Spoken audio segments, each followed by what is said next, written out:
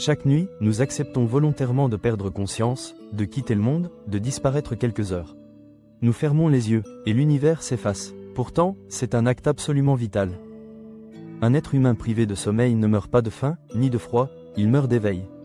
C'est comme si la vie elle-même refusait de continuer sans cette obscurité intérieure.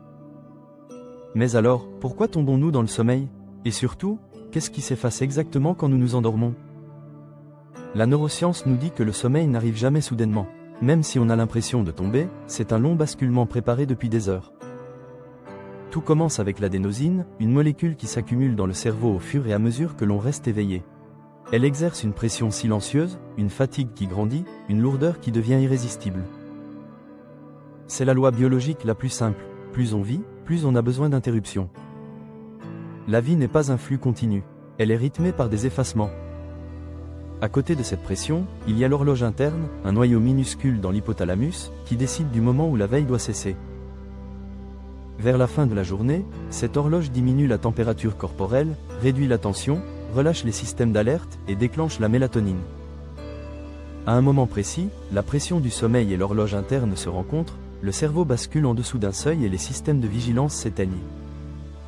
Le cortex ralentit, la conscience perd pied, on glisse dans un espace où la réalité devient floue. Ce passage, presque imperceptible, est le moment exact où on quitte le monde. Mais ce qui est fascinant, c'est que cette transition ressemble tellement à la mort que les religions y ont vu un retrait de l'âme. L'être humain a toujours remarqué cette énigme. Comment peut-on disparaître du monde sans mourir? Comment le soi peut-il s'effacer totalement, puis revenir comme si rien ne s'était passé? Pour les traditions spirituelles, la réponse était simple. Pendant le sommeil, l'âme s'éloigne, flotte et voyage. On retrouve cette idée dans l'islam, dans le judaïsme, dans l'hindouisme. Toutes les cultures ont senti que le sommeil est un seuil, un passage entre deux états d'être. La science ne parle pas d'âme, mais elle est obligée de reconnaître une chose étrange, la conscience s'éteint par fragments. On perd la perception extérieure, puis le sens du temps, puis l'unité du moi. Le cerveau continue de fonctionner, mais l'idée d'être soi disparaît. C'est comme une dissolution temporaire. Freud disait que le rêve est le gardien du sommeil, la fiction qui permet au moi de se maintenir, pendant que tout s'effondre. Lacan allait plus loin. Le rêve est la preuve que même quand le sujet dort, le langage continue de travailler. L'inconscient ne dort pas. Le corps dort, le moi dort, mais le désir continue.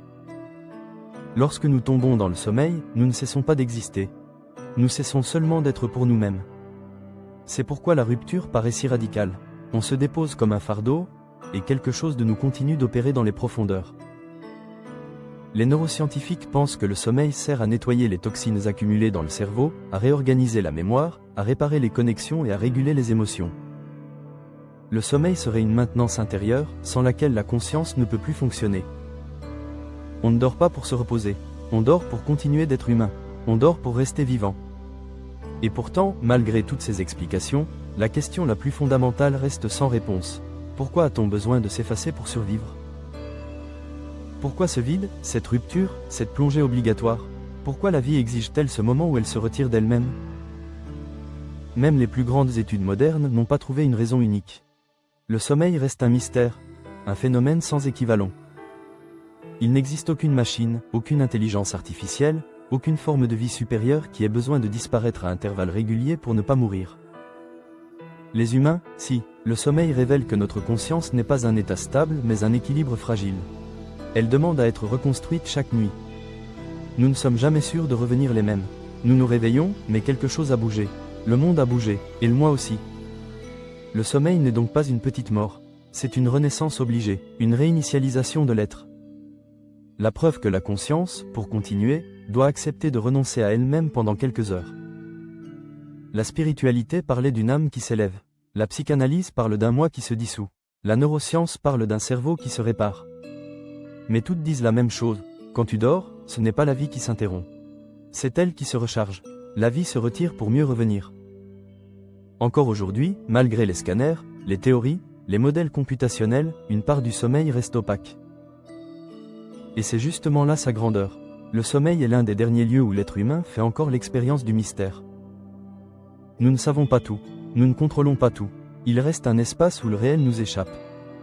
Et peut-être que cela aussi est nécessaire.